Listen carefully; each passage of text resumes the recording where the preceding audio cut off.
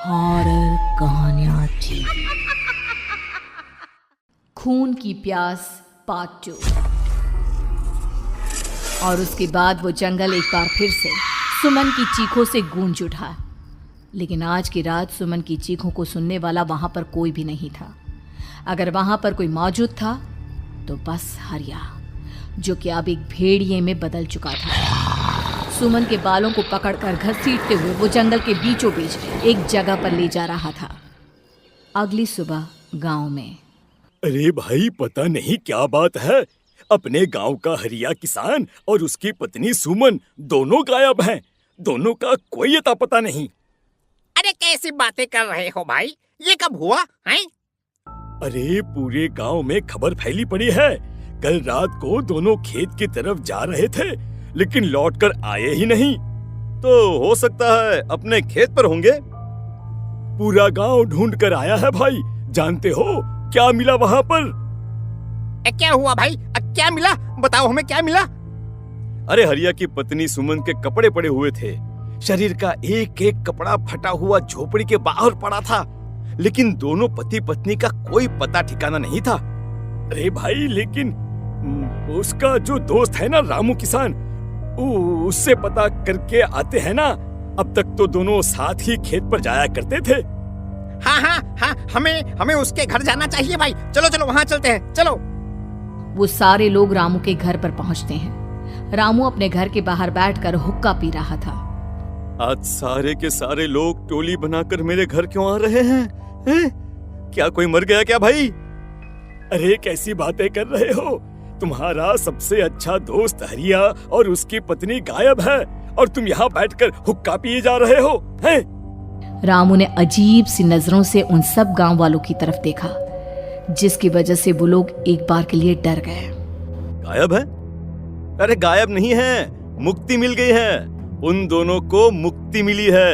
इस दुनिया में आकर हर इंसान पाप करता है और उसे उसके पापों के लिए मुक्ति मिलना बहुत जरूरी है। अरे ये कैसी बहकी बहकी बातें कर रहे हो भाई, हैं? और इसका चेहरा अजीब सा क्यों लग रहा है? लगता है दोस्त के मरने का गम बैठ गया है। पागल हो गया है शायद ये पागल। ये बात सुनते ही रामू चीख कर जोर से चिल्लाते हुए कहता है, पागल मैं नहीं हूँ, पागल तुम सब हो।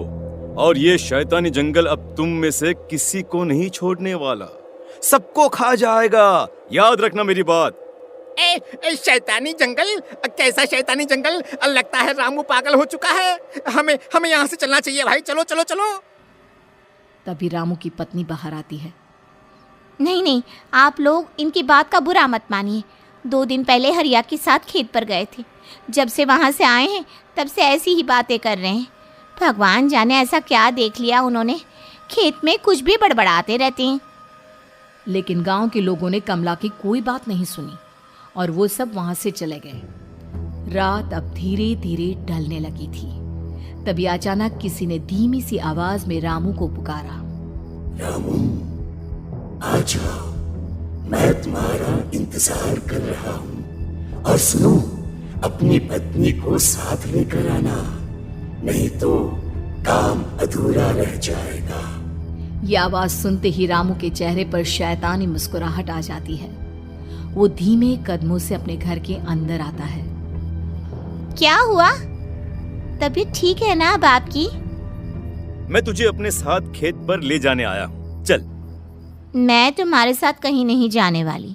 मुन्ना गहरी नींद में सो रहा है और उसे अकेला छोड़कर मैं तुम्हारे साथ खेत पर नहीं आ सकती। वैसे भी तुम्हारे उन खेतों में भगवान जाने कौन सा राक्षस घूम रहा है, मुझे तो डर लगता है। रामू गुस्से में दांत पीसता अपनी झोपड़ी से बाहर आ जाता है और कमला गहरी नींद में अपने बच्चे के साथ सो जाती है। तभी अचानक रात को रामू की झोपड़ी के ऊपर एक साया वही गाना गुनगुनाते हुए घूमने लगता है जो हरिया के मोबाइल में बजा करता था। मैं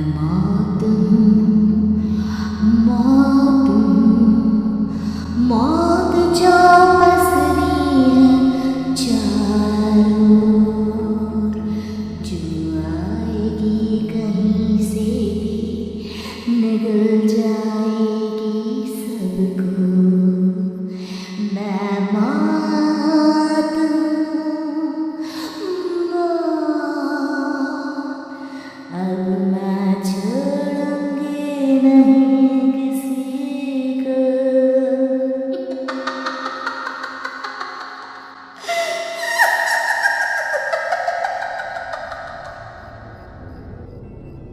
आवाज सुनकर रामू की पत्नी कमला की आंख खुलती है और वो देखती है कि उसका मुन्ना अपनी जगह से गायब था।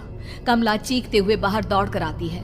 वहां पर उसने देखा कि रामू ने अपने बच्चे को झोपड़ी के बाहर एक पेड़ से उल्टा लटकाया हुआ था और उसका बच्चा चीख चीख कर रो रहा था। वहीं दूसरी तरफ एक साया बच्चे के ठीक नीचे आग जलाकर उसके चारों तरफ हैवानों की तरफ नाच रहा था। छोड़ दो मेरे बच्चे को। अरे क्या कर रहे हो तुम? शर्म नहीं आती तुम्हें? अपने ही बच्चे को इस तरह मौत के हवाले करते हुए। अपना बच्चा? किसने कहा ये मेरा बच्चा है? अरे ये तो उस रामू की औलाद है, इस गांव के किसान रामू की, और मेरी दुश्मनी इस गांव के हर इंसान के साथ है। क्या? कैसी बात कर रहे हो तुम? और ये औरत कौन है? ये मेरे बच्चे को खा जाएगी।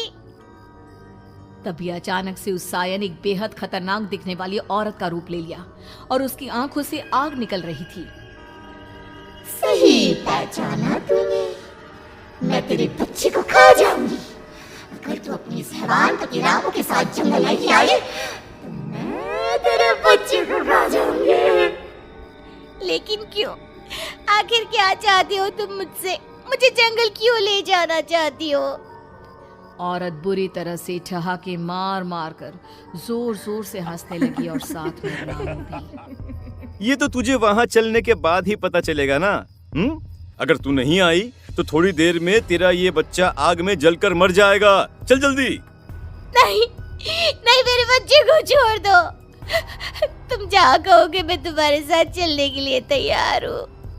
और उसके बाद उस बच्चे को झोपड़ी में लिटाकर आगे आगे वो साया चल रहा था और उसके पीछे पीछे रामू अपनी पत्नी के बाल पकड़कर उसे घसीटते हुए जंगल की तरफ ले गया। जंगल में जाने के बाद कितनी खूबसूरत हो तुम। आज की रात बस तुम और मैं एक दूसरे के साथ रहेंगे। मुझे तुमसे बहुत डर लग रहा है। तुम्हें क्या हो गया है? तुम तो बिल्कुल ठीक थे। वो होगा जो हमारे बीच होना चाहिए। तो आओ अपने आप को मेरे हवाले कर दो। कमला ने डर की वजह से अपनी दोनों आंखें कसकर बंद कर ली थी। रामू ने बुरी तरह से चीख कर कमला से कहा, आंखें खोलो अपनी और मेरी तरफ देखो। कमला ने जैसे ही अपनी आंखें खोली उसने देखा कि रामू एक खतरनाक खूनी हैवान में बदल चुका था। कौन हो तुम? जाने दो मुझे। क्या चाहते हो मुझसे? वही जो एक आदमी एक औरत से चाहता है। मैं तुम्हारा पति रामू नहीं बल्कि इस जंगल का एक भेड़िया हूँ और आज की रात तुम्हारे खून से अपनी प्यास बुझा जाऊं। और उसके बाद वो जंगल कमला की दर्दनाक चीखों से गूंज उठा। अगली सुबह कमला के कपड़े भी जंगल में उसी तरह पाए गए जैसे कि सुमन के पाए गए थे। इस घटना के बाद पूरे गांव में दहशत का माहौल था। अपने माँ बाप की मौत और गांव में हो रहे इस तरह की घटनाओं की खबर सुनकर किशन शहर से गांव लौट आया था। अपने माँ बाप की बेदर्द मौत की वजह से वो बहुत परेशान था। तभी अचानक उसे अपने घर में खाट के नीचे पड़ा हुआ वो मोबाइल फोन मिला जो उसने अपने पापा हरिया को गिफ्ट किया था। अरे कितने प्यार से पापा के लिए मोबाइल फोन लेकर आया था। इसे एक दिन भी काम में नहीं ले पाए। और आखिर कौन है जो गांव में इस तरह की हत्याएं कर रहा है? क्या है इन सब के पीछे? क्या है? मुझे पता करना ही होगा, वरना एक दिन पूरा का पूरा गांव खाली हो जाएगा। इस गांव में एक भी जिंदा इंसान नहीं बचेगा। गांव के लोगों की मदद करने के इरादे से किशन अपने गांव से दूर एक दूसरे गांव में बहुत बड़े तांत्रिक के पास मिलने के लिए गया। तांत्रिक बाबा, अब आप ही कुछ उपाय बता सकते हैं। भगवान जाने हमारे गांव को किसकी नजर लग गई है। नजर नहीं लगी है, किसी ने तुम्हारे गांव को बद्दुआ दी है। किसी सताई हुई आत्मा का प्रकोप है और अब वो पूरे गांव में किसी को नहीं छोड़ेगी जब तक उसकी आत्मा को शांति नहीं मिल जाती। अरे लेकिन ऐसा कौन है बाबा? किसकी आत्मा है और कैसे मिलेगी उसे शांति? मौत है मौत, कहीं से भी आएगी और सबको निगल जाएगी। इससे बचने का सिर्फ एक ही उपाय है, लेकिन उस उपाय को करना आसान नहीं होगा। जो भी उस उपाय को करने की कोशिश करेगा उसकी जान जा सकती है। भले ही मेरी जान चली जाए, लेकिन मैं अपने गांव के लोगों की जान बचाने की पूरी कोशिश करूंगा बाबा।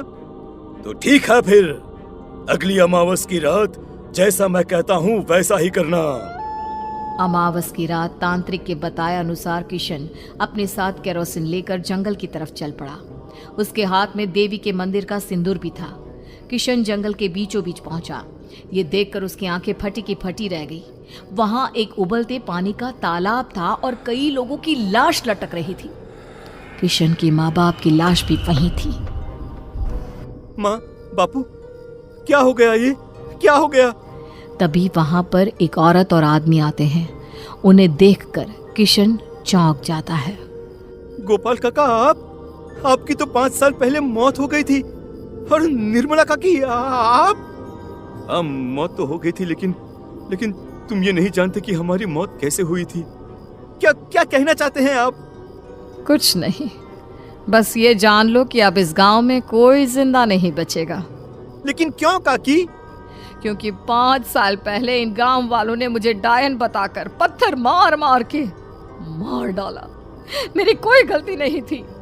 गांव का एक बच्चा क्या लापता हुआ, सारा इल्जाम मेरी पत्नी पे डाल दिया। और जब मैंने निर्मला की जान बचाने की कोशिश की तो मुझे भी मार डाला। आपके साथ ये बहुत गलत हुआ काकी, लेकिन आप जो कर रहे हैं वो भी सही नहीं है ना? तुम यहाँ से चले जाओ, वरना तुम भी नहीं बचोगे। हमारी आत्मा पिछले 5 साल से मुक्ति के लिए भटक रही है। चले जाओ यहाँ से। मौका देखकर किशन सिंदूर उन दोनों के ऊपर डाल देता है। उनका शरीर जलने लगता है और वो भयानक तरीके से चिल्लाने लगते हैं। अगले ही पल किशन उनके ऊपर केरोसिन डाल देता है और वो दोनों जल जाते हैं। किशन अपने माँ बाप और दूसरी लाशों का अंतिम संस्कार करवाता है और अपने घर लौट आता है।